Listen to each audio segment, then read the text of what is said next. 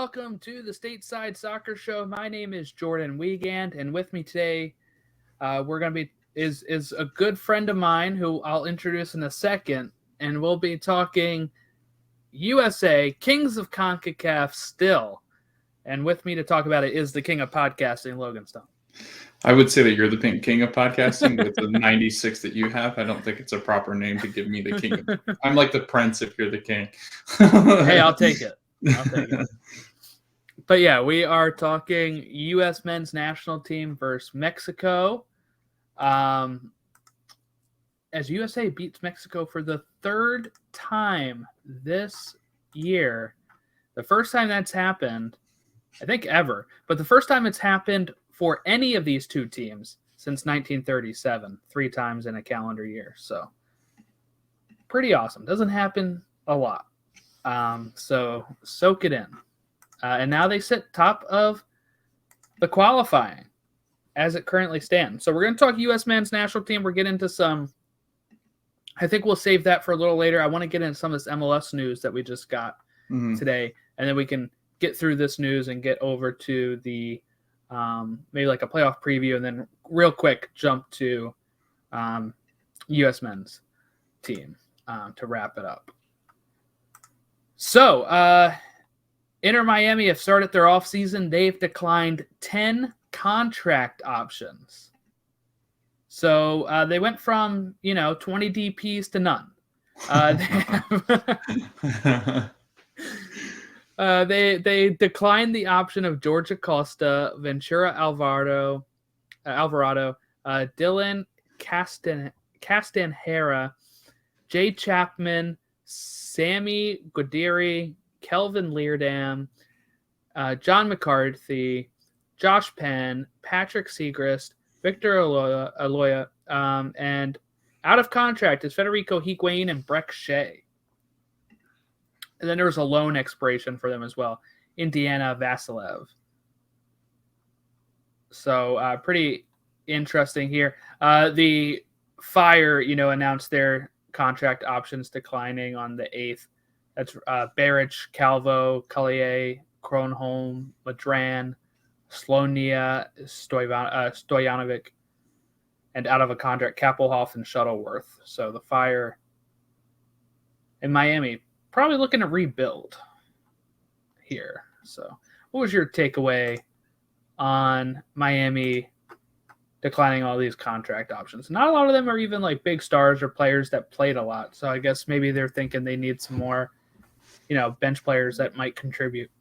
Well, I was going to say, I think it's a matter of it's a matter of moving on from the Higuains, but I don't know I know Federico, I think, is retiring or looking to retire. And then Gonzalo, I don't know how long you hold on to that, just because I think while he was prolific goal scorer in Europe and while he has had moments here, I think that this is like a big boulder in the blockage of smaller boulders to roll. And I think that having some of these guys declined, I think you're going to see some rebuilding, but I don't know if it's going to be necessarily in the right direction. I just don't see where this club is much of a threat as far as, unless they go and do sign 12 DPs. I just don't see where this team is much of a threat. And I know they're all aging and their defenders are aging, and they were washed up defenders already. So now it's just adding to the pile of misfit toys that I think that Miami's collected. So these aren't shocking, but I don't see Miami out there making stellar moves because they've yet to make one. So it's been interesting. I don't know what to do with it, but I think the Chicago one's even more interesting too because they're blowing it up completely. Yeah, there's a lot of big names on the Chicago list. Yeah. I'm giving Miami like another year or two before I start banging on the drum like I do for NYCFC and Red Bulls and stuff. So you hear that, Miami? You have like 1 year, 1 to 2 more seasons until I start saying, why did we waste another large market? Okay, a team that's not blowing it up apparently is going to be Atlanta United, as they're signing technical director Carlos Bocanegra to a contract extension. I did not see this coming. We've kind of talked about some of the background stuff that like people have been saying about how, the front office of Atlanta is a little too hands-on, had some run-ins with other managers. but maybe this relationship with Pineda is going well. They were able to turn it around, so maybe that's enough to give Bocanegra another shot here. This is a 3-year extension. Does it say? It actually just says multi-year, doesn't it? Yeah, it's multi-year. I thought I read 3 in the tweet you sent me, but the website does not state it. Yeah, this one says multi-year too, the tweet. So Okay. I'm going to go, let's go with multi-year. Whatever that means. That's always a fun one. That's just like the great, the great, what's it called? Transparency. Transparency of MLS. Sign a multi-year deal. with multi-millions involved. I think it's a good signing. I think it'll be interesting to see how many pieces are left. They've got a lot of players, I think, that are in the scope of like you could play in Europe, and people are watching them. They've got their tabs on all of them. I think Silva's one of them. I think Barco time may have been passed, but I think there's interest coming from every which direction. Bello's going to get a lot of interest. Franco, Marcelino Moreno. I don't know. It'll be interesting to see where they all go. Miles Robinson. Yeah, I'm wondering. I'm wondering what Atlanta fans think about this, because I know that a lot of them have not been so big on Bocanegra recently. That I'd like to kind of hear what their thoughts are. So if you're an Atlanta United fan that listens to the show, let us know if you think this is the right way forward, or if you were hoping for something else. But okay, and then we have the 2021 year-end award finalists. We're going to read these names out. For the Landon Donovan MLS MVP finalists, we have Castellanos from NYCFC, Carlos Gil from the Revolution, Hani Mukhtar from Nashville, João Paulo from Seattle, and Daniel Saloui from SKC. I mentioned my pick a few weeks ago. I think I do have to go with Hani Mukhtar, just number-wise. But I think it'll be Carlos Gil, and I think it'll be not even close. What are your thoughts on MVP? Yeah, I just don't see them giving it to anybody but Carlos Gil, just because of the way that he's played this year. I think you saw a team, though, that and the only reason why others have, I think, some say in this is that you saw them play well without Carlos Gil. So I think that doesn't show as, how it shows that they can win without him. So it's not like he was a complete staple where everything just fell together or fell apart when he was not there. I think Hani Mukhtar deserves some kind of shout. I mean, I feel like he's played extremely well, and he has Nashville, an expansion team, which we've seen what happens to expansion teams here in MLS recently, and the fact that he's been able to pull them through, and now in their second year look to be one of the more threatening teams in the East.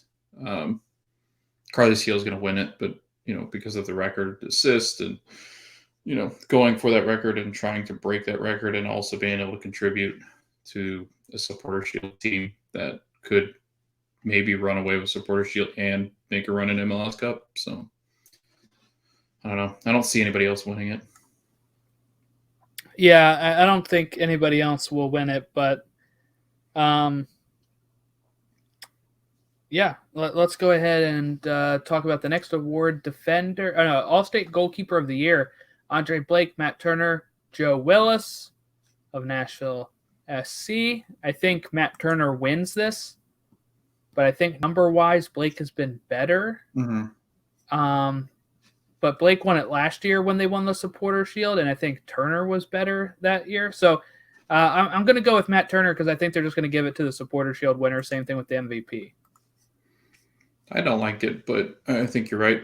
I think they've got no choice but to give it to Supporter Shields. But I think Andre Blake's a better goalkeeper, and at least in the MLS. I think Blake has been better for a longer stretch of time in MLS. Matt Turner's really good, but Andre Blake is like Andre Blake could be playing somewhere much bigger than what he plays currently. Oh yeah, I thought he would go at some point, but he keeps signing extensions. I'll take It's it. wild because he's easily like one of the top keepers, and he just doesn't get talked about a lot because he plays in the MLS. Right. So. Defender of the year: Yaimar Gomez from Seattle, Miles Robinson from Atlanta, Walker Zimmerman from Nashville. Miles has had a good year. I think you have to give it to Walker with how good Nashville's been, and Nashville's defense has been great, and he's really nailed that spot down. I wouldn't be surprised if he gets another Defender of the Year. Yeah, Seattle have only let 33 goals up, so they've been as good as Nashville has been. Seattle's been just as good.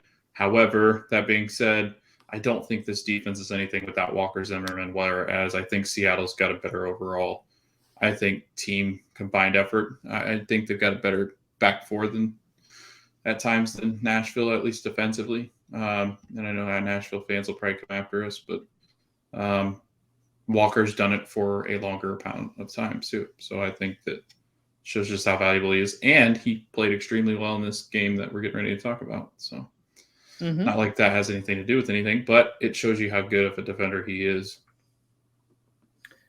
Newcomer of the Year finalists. For this award, newcomer is defined as a player who made his MLS debut in 2021. We have Christian Chico Arango from LAFC, Ryan Gold at Vancouver, and Eduardo Chofis Lopez from San Jose Earthquakes. I actually wouldn't be surprised if Ryan Gold won this. I think he was very good for Vancouver. Vancouver was a surprise team that made the playoffs. These other two teams did not. I don't know. I think that would be in people's minds when they vote. Arango's interesting just because he came over. He's only got 17 matches. He's had 14 goals in those 17 matches. I think that's so he could win it too, yeah. It makes him enticing. But like you said, I think Gold he's been around and he's done he's done it longer for Vancouver. I think they had him all season, didn't they? Or at least most of the season. I don't even know. I want to say he came in late. Like not like super late, but he definitely came in. He had 18 appearances with 4 goals. I was gonna say so. He's around Arango. I guess I'll take it back. It's gonna be Arango. He's just like prolific. He was like he's like Carlos Vela needed to be. he needed to be what Carlos Vela was missing. So I don't know. I think that's why a lot of people were high on him. Mm-hmm. All right. We also had Young Player of the Year. So this is a player age 22 or younger, I guess, right? Julian Araujo from LA Galaxy, Tejan Buchanan, Ricardo Pepi. It's going to be Buchanan or Pepi. And I think it's going to lean Buchanan with the Revs having that season. I think if you add Pepi while he did very well, I think at that point people will probably be adding in his USA performances. Yeah. But I don't know. I could see it going either way. Most of these writers are American, right? So they might be biased and give it to Pepi instead of Buchanan, who's Canadian. Some slights thrown. The way that the kid did it was impressive, like being that young. Like that's impressive altogether. But I do think you're right. I think if you're going up against a Revolution player, I think you're crap out of luck because I think they just clean sweep all these awards just because of how good they've been. They've been historic. So anybody part of that team's been historic. Definitely. Comeback Player of the Year honors an MLS player who has overcome injuries and or adversity in order to achieve success during the 2021 season. This one I think will not be a Revs player because I do think if they give Carlos Heel a MVP, I think you got to give Chicharito the Comeback Player of the Year. It could be Salaway as well, but Chicharito getting so close to Golden Boot after 2 goals last year. 2. And also being injured part of this season and coming back and still scoring that many goals. Like, goals to games ratio, I think, is really great for Chicharito and probably will get him this award. Yeah, I think early on, I mean, if he just stayed healthy and on the pitch, He's Golden Boot winner. You're talking about Golden Boot and maybe even some shots for MVP. The Galaxy would have been a better team. They would have made the playoffs. So, yeah, that's a good one. And probably runs away with it because Shallowy was good. But I think just because of the story altogether, and if you forgot the narrative, you need to go back and look at it just because there was that, I think it was like one of the first games where he put in a couple late and got so emotional and probably gave one of the best press conferences or on-field conferences after the or on-field interview after the game where he's just completely overjoyed and just emotions so raw that we've probably never seen before in sports. It's really good. So if you haven't seen that and want to remember why he deserves that award, probably should go take a look at that. Definitely. All right. MLS Works Humanitarian of the Year finalists, Julian Araujo, LA Galaxy, Justin Morrow from Toronto, and Brad Stuver from Austin. I don't think we know enough about what they do, so I don't think we can really pick that. I know what Justin Morrow's done. He's done a lot in the community in Canada and where he's from too. So I think that one I know of just because they were talking about when he retired, they said he is unbelievably kind and does a lot of work off the pitch. But that's the only one that I know about. So, yeah, I don't know. Maybe they give it to him because he's retiring. That's what I was thinking. I was thinking that maybe they just give it to him because he's wrapping it up, right? And then these other players have a chance to get it another year. Yeah, and it's not like those guys will go away. I mean, those awards usually go to – there's like 5 or 6 players that are always thrown into that award, and they stay pretty consistent throughout the sports. Okay, the Ziggy Schmidt Coach of the Year finalists, Bruce Arena from the Revs, Robin Fraser from the Rapids, and Brian Smetzer from Seattle.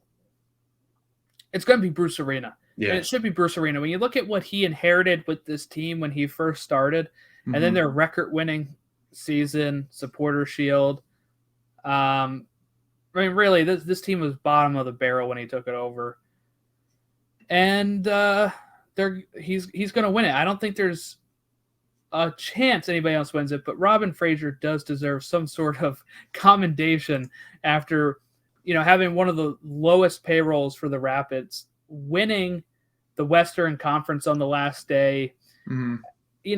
Constantly at the beginning of the season was closer to like 5 or 6, get up to 4, hang out at 4th for a while, overtake the Galaxy, then kind of overtake everybody on that last day. And that was pretty fantastic. I wish they had like a second manager here that we could be like, but you were the runner-up, you were the runner-up, get a trophy too, because that's really impressive. And if the Revs didn't record set anything, it's going to be Robin Fraser, I think.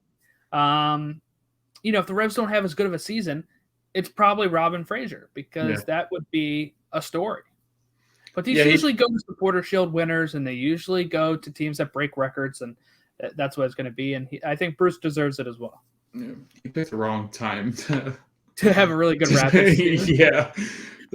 He would have won it in any other season that we're talking about, but because they set the world on fire this year, the Revs, no chance that he wins it. All right, so we got some. Oh, they also have referee and assistant referee of the year. I don't know enough about. Yeah, I mean, I know these names, but it's probably going to be Jair Marufo. I would guess, but I don't think we know enough to say they deserve referee of the year. Okay, I want to do some quick playoff predictions. I'm going to give you the games. You're going to tell me who wins and a score line. I'm going to keep track of this as we go throughout the season, the playoffs, not the season. We're already done the season. Okay, Union versus Red Bulls. Who you got? Union. Or? 2-0. Union have a good defense. I don't see Red Bull scoring on them. I'm going to go Union 3-1. How about that? That's fair. All right, SKC versus Vancouver. SKC at the Children's Mercy. There's no chance for Vancouver. Sorry, Vancouver. You've had a good season. It was a good run. And I'm gonna go 1-0. Ooh. Yeah. Daniel Salloway or no? Sure. Yeah, because I don't think Alan Pulido's is healthy. So, yeah. I'm going to say 2-0. SKC. Or Johnny Russell. Johnny Russell's a good pick to score. You'll go Russell? Okay. Yeah, I'm going to go Johnny Russell. Okay, now this is not MLS playoffs, but this is MLS teams. Montreal versus Toronto in the Canadian Championship. Sunday at 1 o'clock. Montreal, that's who I got. Yeah. They got to go for some vengeance, man. He got knocked out of the playoffs after a good run this year, and Toronto's just absolutely horrid. yeah, definitely. There's no chance. I'll say 1-0 Montreal. What do you got scoreline wise? 3-0 Montreal. Oh, jeez. Yeah. All right. NYCFC versus Atlanta at Yankee Stadium. NYCFC, because of the pitch, and Tati Castellanos is on fire. Atlanta's kind of slowed down, so I think NYCFC with that defense and playing with James Sands back there, U.S. men's national team, James Sands. Yeah, I think NYCFC pulls it off. I think it's going to be, I'm going to say 3-2. Ooh, high-scoring game. Yeah.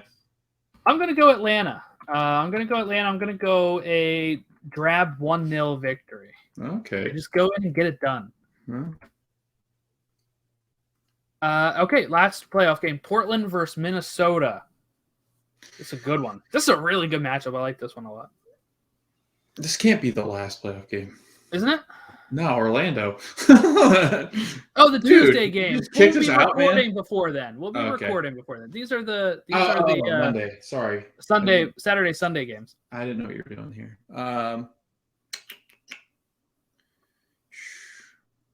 Who is it? Portland and Minnesota. That's what I'm thinking about. Sorry, I was getting sidetracked. Oh man, this is tough. It's at Providence, isn't it? Yes. Yeah. Yeah, I don't think you can win in Providence in the playoff game. I'm going to go 2-1 Timbers. I'm going Portland 2-0. Sorry, Minnesota. It is tough because if we look at what I chose at the beginning of the year, I had Minnesota winning the whole thing. I also had Portland winning the Supporter Shield, so that didn't happen. I can't wait to see what our predictions are next year because I feel like I'm going to overcorrect. I'm going to be like, who's last place? They're going to win it all. Like, who's going to? Houston's going to win Supporter Shield. Call it now. That's what we need to find, like the team that's the Revs. Like, who is the most improved that, like, just. I definitely feel like Nashville could be that team next year, but we'll talk about that. They're going to the West. Yeah, but I still feel like they're good. The team's got to prepare for that team as well. Like, I always feel like teams that switch leagues always have good success because teams aren't used to playing them.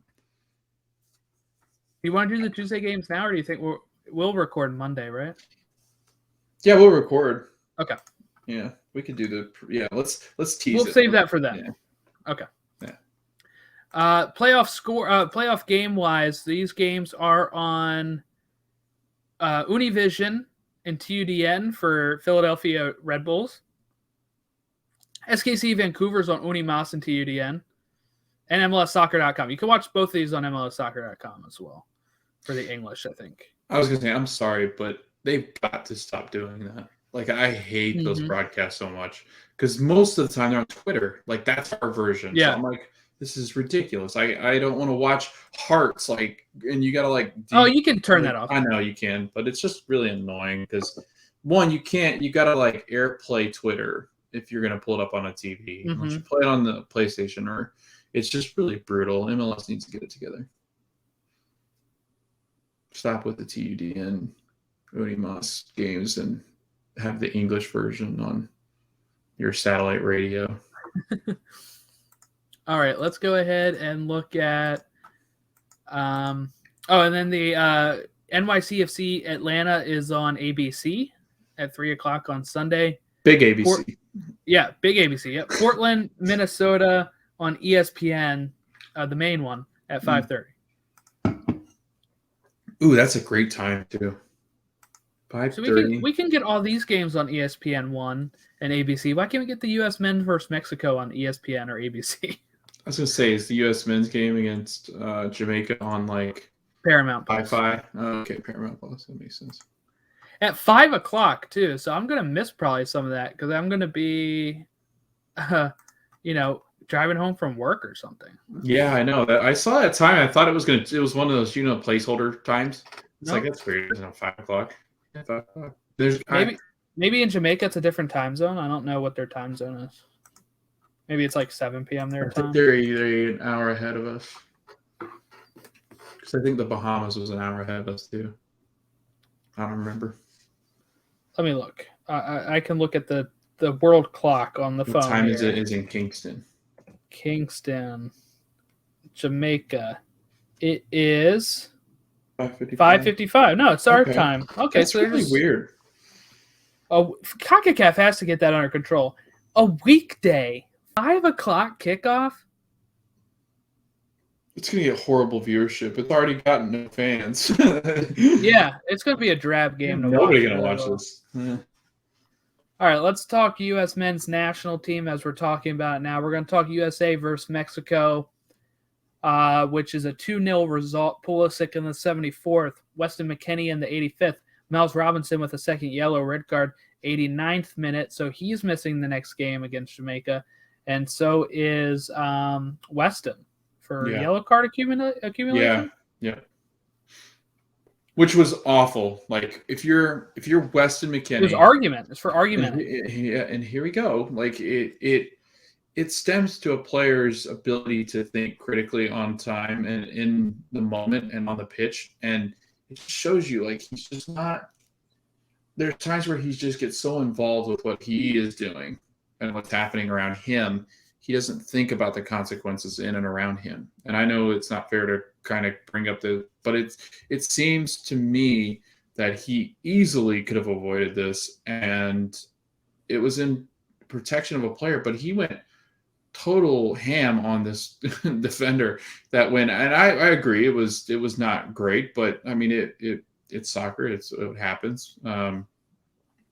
But again, you can't keep making mistakes like this. Could you imagine if this had been World Cup and like the next game we needed to get through the group and we needed Weston McKennie, now we don't have it. Right. Or like this was a clinching game for qualifiers and he goes and does something like this. It's moments like this that make me concerned for him and his future, just because in all these rumors out of Juventus where he's difficult to coach and he's constantly causing issues, they're starting to stockpile and it's starting to accumulate for him, just like his yellow cards. I think he'll be okay. I think the worry is, he's not captain material. I used to see people saying this before he got sent to, out of camp. Sent home, that people thought he's like one of the next captains of the U.S. men's national team. He just hasn't shown that maturity. Here, he has to know how many yellow cards he already has. He has to know arguing is worthless. The refs never, especially without VAR, are not going to overturn whatever they just did. So really no point in arguing, I think. I mean, I get it. They're probably frustrated at the time, and they're like, how could you call that or whatever? But, the refs never like, oh, yeah, my bad. Not a free kick. Like, they never do that. I'll take the card back. I'm sorry. Like, whenever I would, play any sport, it was useless getting in arguments. We had somebody getting an argument on my softball team for something being called fair ball when it was a foul, like if you go down the line.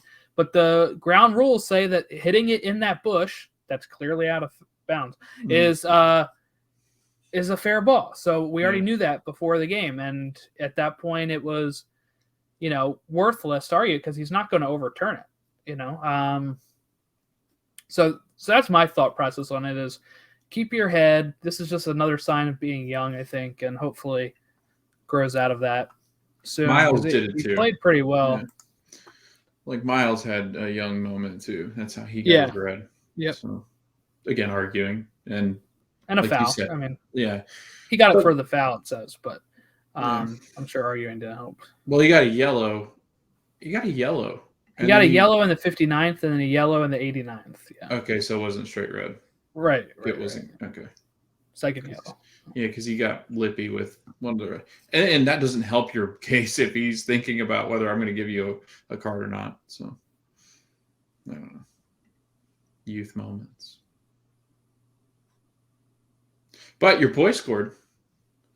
Christian Pulisic comes in the 69th minute. Nice. And he's going to go on to score in the 74th, just 5 minutes after coming on, after Timothy Weah, who played very well, whips in a great ball, headed into the back of the net by Pulisic. He's got the T-shirt made up. He shows it says "Man in the Mirror," which is referencing Ochoa's comments about how the USA looks in the mirror and sees Mexico or something. Yeah. I don't know. And they had that made up, and I think it was Weah and Yedlin who had the shirt made up for Pulisic to wear. And it just worked out perfectly that he came in late, scored right away, got to show it off. And then McKennie putting it away in the 85th minute. Then the red card happened in the 89th, and I was a little nervous that, okay, it's not over yet. We got to get through this here. But another Dos Cero in Ohio, this time in Cincinnati and not Columbus. And 3 straight times this year. It just feels great. And, I know some people are still saying, well, Greg still deserves a lot of criticism and stuff, but you can make criticism of him, but you also got to know when to enjoy it. We're top of the qualifying, halfway through. We should beat Jamaica. If we don't, yes, you can criticize all you want. But if we beat Jamaica with no fans there, behind closed doors, even with the players that we have without Weston and Miles Robinson, we should be fine. And at that point, I think they said we already have more points than we did in the entirety of the last qualifying or something. So, we're getting there. But also, there's more games this time too. But yeah, we're halfway through top of the table. The issue is how tight the top 4 is. We could still realistically drop down to the playoff spot. Right. But I would expect Panama to do more struggling than us. If I'm to be honest. So if I look at the qualifying and we look at the tables, we are currently in first with 14 points, tied with Mexico. We have higher goal differential as we have a +7. They have a +5. Mexico in second, like I just said. Canada in third with 13. So there's only a 1 point difference there.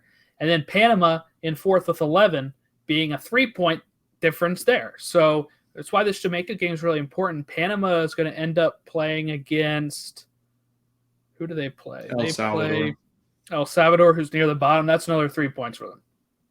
With the way Panama's been playing, honestly, they were down 2-0 and come back and win 3-2. Gosh, that was so frustrating to watch. Yeah. Amazing for Panama. Sucks for us. But also, it's mostly okay. If it's these top 4 that can kind of run away with it, I feel pretty good.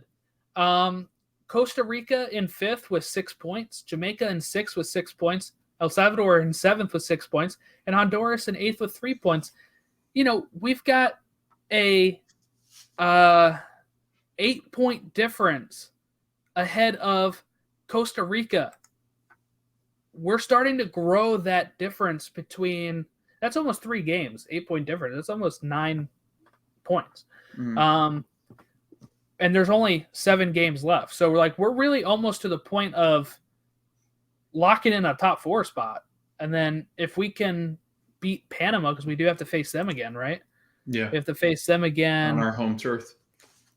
Because we lost 1-0 there. On March 27th, yeah, which is going to be the last qualifier. Is that right? That's our last qualifier? No, ours last one's Costa Rica. Yeah. There's a second. We're second to last. That last window could be brutal. It's Mexico at Mexico, and then Panama here. Oh, March 30th. Yeah, Costa Rica. Yeah. March, we don't want to be in March going, all right, we need some points here because, which I don't think. I think we got to think about it like this, right, Jordan? One, if you beat Canada coming up and you hang on in Jamaica, we should be able to handle El Salvador and Honduras at home, you would think. Right, so Canada is the next tough challenge. As if you're really considering the talent, we beat Jamaica in that game in Wales or whatever it was, and they had most of their starting team while we played our second team, and we played extremely well against them and beat them. I think with Canada, or maybe we drew that game, that friendly. But anyway, Canada is our last one, and I think we play them in Toronto, so that's not too far. But it would be nice to have to go into these games where if we have to play Canada or Mexico away, we don't necessarily have to worry about, anything but a draw. So I don't know. I guess if you look at it, we're the best team in CONCACAF. I think we got to look at it like that. We're the deepest team, I think, in CONCACAF. Definitely the deepest.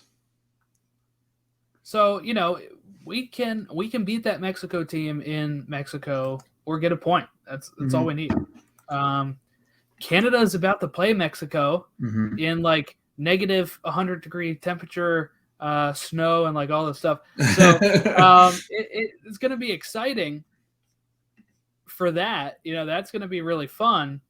But also, I also worry that everybody thinks that's a slam dunk for Canada now, and it's going to end up being Mexico still wins that. But if Canada wins that moves them to first until we beat Jamaica. Then that moves us. We're starting to grow that distance from Panama, and then Mexico would actually be close to going out. And I wonder, what will it take to have Tata Martino fired? He's lost 3 straight to the USA, which for Mexico is embarrassing. It's embarrassing. If they lose to Canada has 17 points. If we beat Jamaica, Canada will have 16 points. If we beat Jamaica, we have 17. If Mexico loses to Canada, they have 14. If Panama wins, they have 14. They'd be right on that 3rd and 4th, maybe depending on goal differential. They would be 4th. It looks like, though, they have a 4 goal differential over Panama, so they probably end up still 3rd. But I wonder, if there's a panic button for Mexico soon, or if they're going to stay the course with Tata Martino. I saw somebody tweet, if Tata gets fired, he's going to be the next coach of LAFC. I was like, it's pretty funny. Because people are, determined to get Bob Bradley to Toronto to coach Michael. Which would be really weird. I feel like it'd be strange to coach your son in a professional game. But it happens. I did, obviously, Greg Berhalter beating Mexico in 3 straight matches in the same year. That's really impressive. And they've been games too where we've won late, where we were competitive with them the whole way through and then stomped on their throats when we needed to stomp on them, which has been a testament just to how young they are and how much Mexico has played together. They always talked about that, right? Leading up into this World Cup qualifying, Mexico is always one of the better teams because they always get to play together. Or at least when they train together, they're always there. Whereas the U.S., we went, a year and a half, almost 2 years where we didn't train together. Greg having an A squad. Right. And, something along the lines with that, too, is that this is who everybody wanted to be the men's manager. Everybody was saying, Tata, why didn't we even interview him? Why did we pick Greg Berhalter for nepotism? Greg Berhalter winning 3 times over top of him is pretty good, and 2 of those were cup finals. Let's not forget, it's not just 3 games, 1 qualifier, 2 friendly. It was 3 different teams. 2 finals, and with totally different players, and it just shows how well we've adjusted to that. So I do feel a little sorry for Greg when he still sometimes gets crapped on after. This is the coach, as Alexi said on Twitter the other day, this is the coach everybody wanted for the USA men's team, Tata Martino, and he has not beat the U.S. this year.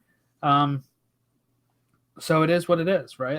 It's just and you know what? Even Greg is getting some of these, people thought Tata might be able to get some of these dual nationals. Greg's winning that battle. Yeah. So I don't know. It's pretty interesting to say the least. I got 2 players I want to highlight. You already highlighted the third, Tim Moya. I think Tyler Adams, that's your captain, obviously. Linked to Arsenal right now, too. Yeah, and he's been just so good. We're going to have all sorts of players playing with massive clubs soon because Pulisic is getting linked at Barcelona. That's a downgrade right now. Yeah, I know. That's what I was thinking. I was like, poor guy. But joking aside, I think Tyler Adams has played phenomenally, and I think keeping him healthy is going to be key. James Sands is coming in for Miles and Weston. I think it doesn't matter. He's just coming in for one of their spots, but which they didn't replace the second one, which you and I were confused by. Why not just bring in somebody But anyway, Right. like we were talking about, we've talked about Tyler Adams a lot, but Walker Zimmerman, we alluded to him earlier in the show. He was huge. God, he was huge. There was one, and I forget, I think it was either Corona or it might have been Jimenez who he chased down, and he should have easily had a goal. But one of the attacking players, I'm pretty sure it was Joe or Corona, and he just stomps out the attack. Walker gets in front of him, and he tries to cut back, but Walker read it coming back, and he was able to clear the ball out from underneath his feet. And it was easily a goal. Which, maybe because Stefan played well too. And I think that's the other thing too we didn't really talk about is Stefan playing well. I love how angry Twitter is all the time at these two, but I would like who said it? I think I want to say it was either Stu or Taylor. It was Taylor. It was Twellman he was actually on the broadcast. I think he said something along the lines of, "Why are we sitting here having these really tough battles on social media and like in the media when we have two great goalkeepers?" Right, when they are on top form, we have two of some of the best goalkeepers in the world. If you're talking about a 1-2 punch, if you look at other teams, they're not so lucky. If one of their goalkeepers goes down, they don't have the luxury of having a caliber, Premier League caliber player as their backup. Matt Turner, while he is an MLS player, could easily be playing for somebody else in Europe. Which he might get the chance soon, but who knows? It's funny that we argue about it, but what did you see? Like who stood out in your mind? Well, yeah, Weah was really good. I thought, like you said, Stefan made some really key saves, and at the beginning I thought, okay, I was leaning Turner, right? But and there's news out saying Stefan's going to play Tuesday, and I like that. The reason I like it is I don't want goalkeeper switches mid-thing. Mm-hmm. I don't like that. I want the back four. We're already going to have to change Miles out because of the red card. I like the back four and the goalkeeper to kind of be able to create chemistry and stay in sync during a window. It doesn't have to always be that way. I'm just saying, like, during a window, I want them playing consistently together. Some news here, too, from Greg's presser. Pulisic could have started versus Mexico, but the U.S. felt he wasn't 90 minutes fit. He's in consideration to start Tuesday. The full 11 is not yet decided because conditions of the field will play a role, and the U.S. men's team is training this evening. So we'll see how it goes, right? So, like, no full 11 has been decided, but Pulisic could start. They think he's ready to go in that regard. And we know goalkeepers staying the same. It is good, though. Like, get Greg his consistency, and you and I talked about that all the time. If we can get a consistent starting 11, or at least, we won't. He's still going to switch out, whatever. But we see a shell of it. Like, you've got Musa now, you've got McKennie, you've got Tyler Adams. That is as solid of a midfield as you could possibly want, probably across the globe. Like, if you're looking across the globe at different midfields, I'd say we're up there. I mean, that is a very talented midfield, especially. And they're all young. Older. Yeah. So if you get, and Moose is really the only one that's like not like Tyler and Weston have done it enough to where they're starting to get into a groove of now being able to compete with anybody's best. Eunice is still learning, and I think he will learn in La Liga. Yeah, he hasn't been playing as much at La Liga. And then you've got, some of the most solid attacking players. Pepe's coming around, and he's young. And then it just goes back to the defense. I think that's our biggest right now. If I had to pick, which I thought midfield would be, but I think our defense, because of the revolving door it's been lately, might be our biggest Achilles heel. But it seems like everybody he seems to step up. I thought Yedlin actually played pretty well for not being able to select Dest. So I think they said Scally may not start either. So yeah, I could see that. I'm fine with that. Just get him introduced to the camp. We should be able to beat Jamaica with Yedlin, honestly. Yeah. Did you see Aaron Long was there too? No, I didn't. That caused an uproar. So if you go back and if you look, by the way, I want to know what's written in Greg's notebook. Like, I always want to be like, dude, what's in your notebook? Aaron Long, he hugs Christian. Like, he comes down from the bench and he hugs Christian, and he was he was dressed, but not like, he was dressed with his sweatpants on and the USA jacket. But yeah, Aaron Long was, I guess Just he's been watching training. the game there. He's been training with the team, I guess. Oh, okay. So that's it. That was interesting to me. I was like, that's interesting because he'd been playing really well with Red Bulls. This is probably one of his best seasons that he'd been playing. Then maybe Achilles. Yeah, maybe, like if I was a U.S. player and they're training around me and I have playoffs coming up, I'd be like, can I train with you? Or if I didn't have playoffs coming up, I'd be like, can I train with you? That's a good point. I didn't think about that. Yeah. And I'd be like, just to cause an uproar too, they'd be like, this MLS slub is coming in. Yeah, training. Yeah. But yeah, so USA winning 2-0 over Mexico. Mexico had some chances in the first half, but really the second half was all USA. And the possession favored Mexico 51-49. Shots go USA's way 18-8. 5 shots on target for the US, 4 for Mexico. One offside the whole game, and it was Mexico. It was pretty interesting. And we won the red card battle too. Yeah. We won the red card battle. We just win it all. Did we win yellow too? We had to have won yellow as well. Oh, it didn't. I don't know if it showed me that. I think so because we didn't even talk about it. But Aaron I forgot about that. Almost got his eye plucked out, and that was not a red card. But God forbid Miles Robinson accidentally knocks a guy over, and that's a second yellow. Oh, and then hell, we didn't even talk about Cincinnati throws one hell of a party. If I won the yellow card battle 3-2. Okay, so we won everything categorically speaking, except possession. Yeah, but Cincinnati TQL throws a great party. From everything you could tell on screen, the fans were 95% American. I think. It was heavily American. I think if you're going to play home games as the U.S. team and you can kind of jockey for position, I would want to play in the Midwest. It's the furthest away from everybody, so that way you can just play in Columbus, which is good because they'll have St. Louis in them, so they'll have new stadiums. Let's just play in the Midwest and claim that it's just the Midwestern party, because I think if you go west or south, you're gonna have Mexican fans. If you go south the other direction, you're gonna have Jamaican fans or what other, Costa Rica and all of those. So it's let's just pick the Midwestern cities. Let's just start. And with Canada, we usually go with we usually go with Columbus and Kansas City for Mexico and stuff. Yeah. But yeah, I think maybe it'd be cool if they alternate Columbus, Cincinnati for Mexico games or something. Yeah. But we're not going to have one of these for another 8 years or so because we're going to automatically qualify for 2026. So what'll happen? Will it go down to 7 teams in that? Will they play or no? I don't know how. How does that work? They're gonna one. It's going to be the first. I think it's the first World Cup of the expansion, 48 teams or whatever. So we're going to have that. Then we're going to have us 3 automatically qualify. Yeah, it's the 3 then of us. There's going to be Then there's going to still be teams from CONCACAF that qualify. I think another 5 teams, if I'm right, because of the because they're doing 48 teams, so they're going to expand a little bit. Hey, those little teams are going to love this. They're going to be like, heck yeah, Honduras and Costa Rica. That'd be fun though, to see some of them in it.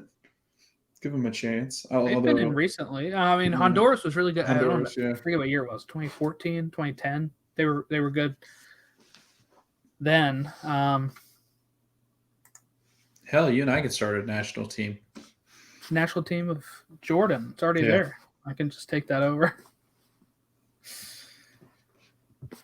All right. Well, I think that about wraps it up. I do want to just plug a few things while we're here. So Logan and I, as he mentioned, definitely I do have a lot of podcasts that have been coming down the pike recently. We have recently, I just released an episode of our Marvel podcast, To the Infinity Saga and Beyond, with our friend Jack Seepersoud from The Final Third. So I know some people that listen to this show listen to that show as well. So if you listen to The Final Third and you like Jack on there, he and I talked Marvel Studios news from Disney Plus Day. He also did a whole breakdown of What If over the course of the 9 weeks. Logan had been on there for previous breakdowns, and Matt's going to do Hawkeye with me starting Thanksgiving weekend. Then I also talked to Jack about Star Wars news recently on our on our Star Wars podcast called the Pod Awakens. All of these links are going to be in the show notes if interested. And I also just started recording a series called The Road to the Book of Boba Fett with my cousin Brandon, who jumped on, and he and I talked Attack of the Clones for about 2 hours.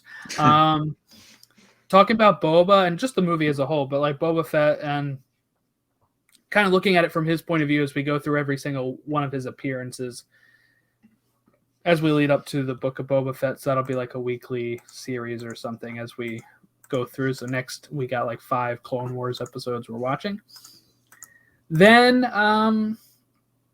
Stoppage Time Soccer Show with Logan, and then Logan's going to be on the Book of Boba Fett breakdowns at the end of December. We also have Stoppage Time Soccer Show, which is on hiatus right now due to the international break. So we'll be back with that probably next week. And then we have baseball, yes. Extra Innings Baseball Show, which we plugged a few times on here. Going to start talking some hot stove stuff soon, and winter meetings if everything goes well in December. And then I've been doing a lot of TikTok stuff at Youngster Jordan on TikTok, and YouTube. If you go to YouTube, search Youngster Jordan, you'll find playthroughs of Pokemon Sword and Shield. I'm going to be doing Pokemon Brilliant Diamond Nuzlocke starting this weekend when the game releases. I've been playing Star Wars Knights of the Old Republic on Switch, doing a full Dark Side playthrough there, laughing at all the evil stuff I can do. We're doing that too. So I got a lot going on. And my 9-to-5 job. If you want to catch me there, you can. I'm just kidding. Yeah. But yeah, you can catch us all there. If you want to follow this show, by the way, the one that matters right now, at Stateside Show, Instagram at Stateside Show, Facebook.com/Stateside Show, or email us statesideShow@gmail.com. And thanks for listening, and have a great rest of your week. Go USA.